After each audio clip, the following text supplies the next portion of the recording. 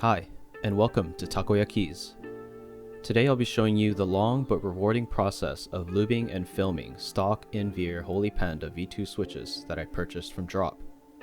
And after I'm done with the mods, we'll do the stock versus lube type test on my glorious PC Gaming GMMK TKL keyboard.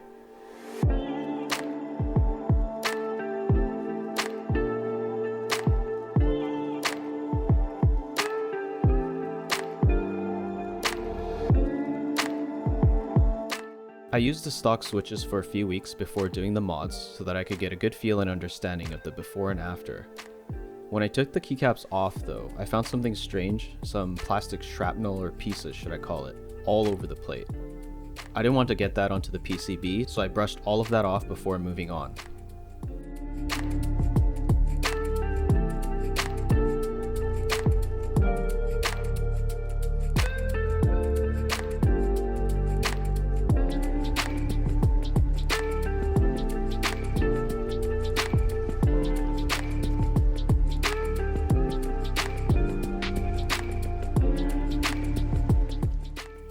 Before getting into the switches, I just wanted to talk about the GMMK a little bit, as the board itself has been modified somewhat.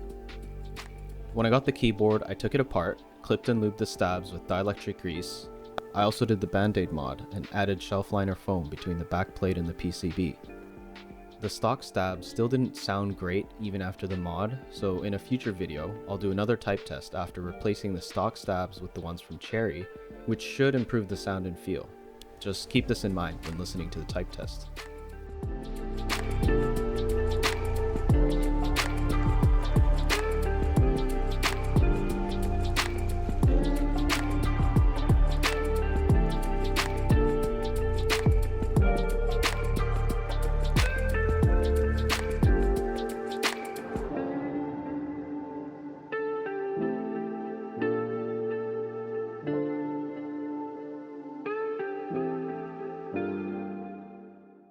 A box of 90 Holy Panda switches cost me about 88 US with shipping, which came to about 97 cents per switch.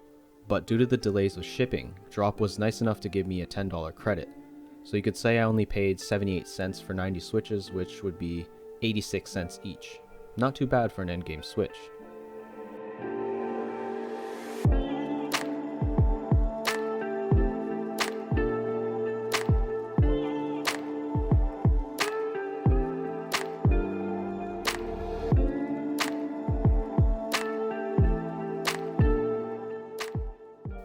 After I took apart the switches, I proceeded to bag lube the springs with Krytox GPL 106, which I got from Apex Keyboards here in Canada. Stock switches almost always have a harsh pinging noise to them. Thankfully, that noise can be eliminated after a quick shake in a Ziploc bag.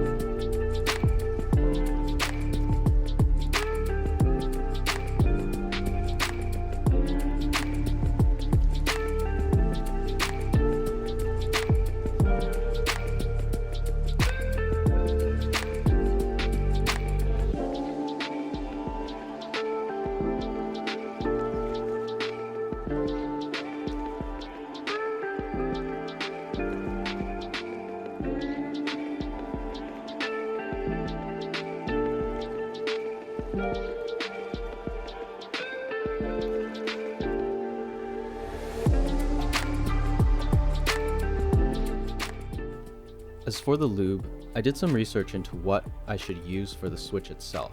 Some people use Tribosys 3203, others say 3204, and there are those who swear by Krytox 205G0. I ultimately decided to go with Tribosys 3204, which I also got from Apex Keyboards, after watching a Teha Types review and comparing the glorious pandas versus the Drop in-veer Holy Pandas. Anyways, bottom housing. The way I lube them is pretty standard, 2 brushes on one side, flip the brush, 2 brushes on the other side where the rails are, then 2 circles around the bottom. I probably could have used a bit more lube, but the benefit of under lubing is that you can always go back and apply more later.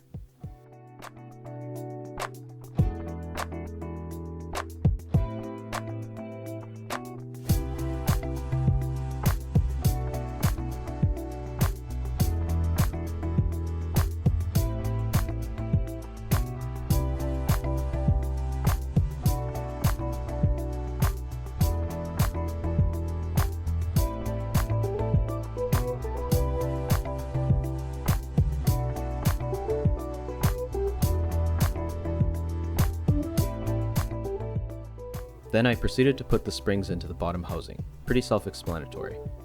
I do wish I remembered to put the switch film on first, then the springs. I should have known better after watching Wildcat make that same mistake in one of his videos. I'll do it next time.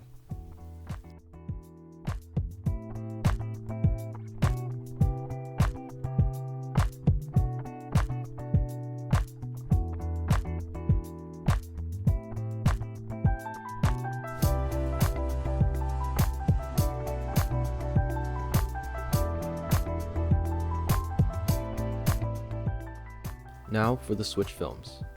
These switch films were from Desk Keys. They have a 0.3mm thickness to it, which seems pretty excessive given how these particular switches don't have much space to work with.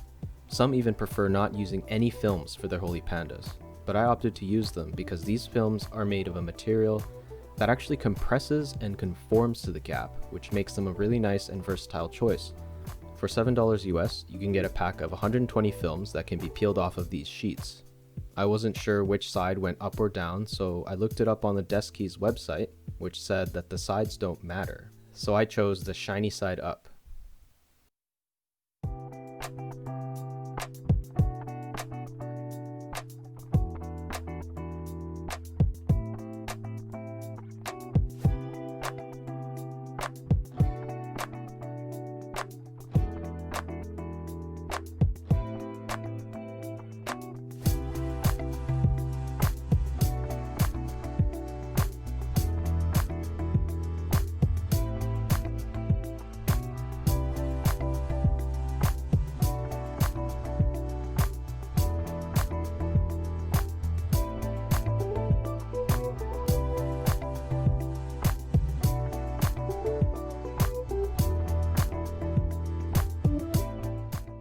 After I took apart the switches, I noticed some factory lube with the consistency of a thick cooking oil that was on the stems. Some were on the legs, others on one side of the stem surface, and so on.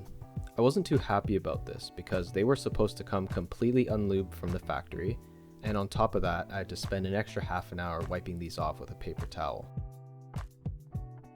So I continued using Tribosis 3204 to lube the stems.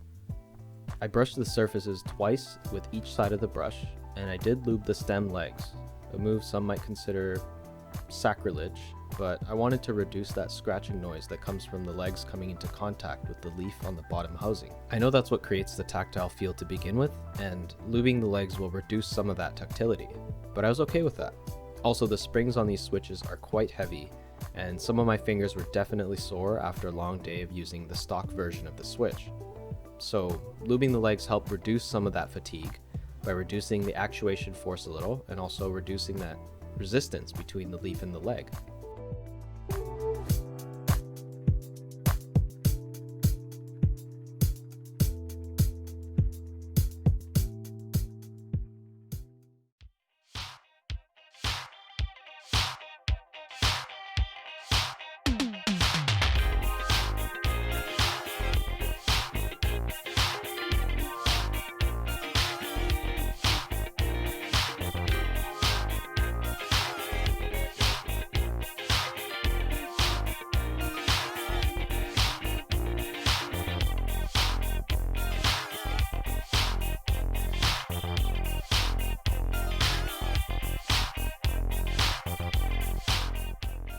Almost done. Lubing the top housing was, again, pretty standard and simple. The most important part to lube being the contact point where the top of the stem railing hits the top of the housing inlet, which reduces the sharp snapping sounds and makes for a less harsh and deeper sound when the switch resets. And I'm sure some of you are probably wondering where the heck my lube station was. I know it would have made things easier, but I didn't have one at the time of filming. But good news, one from Aura Mech in Toronto just arrived the other day, so I'll have a nicer switch arrangement for future videos. Thanks to Aura Mech for sending it out so quickly after I placed my order.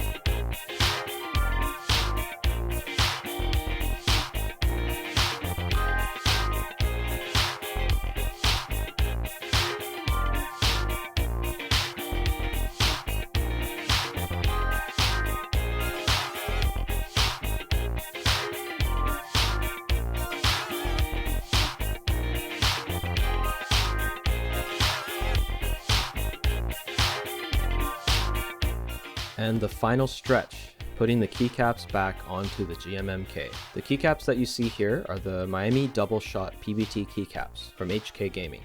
I paid $35 US for them, and I was really impressed by the quality of these. Definitely check these out if you're on a budget. And with that, the type test. Thanks for making it this far. I hope you enjoyed the video. See you on the next one.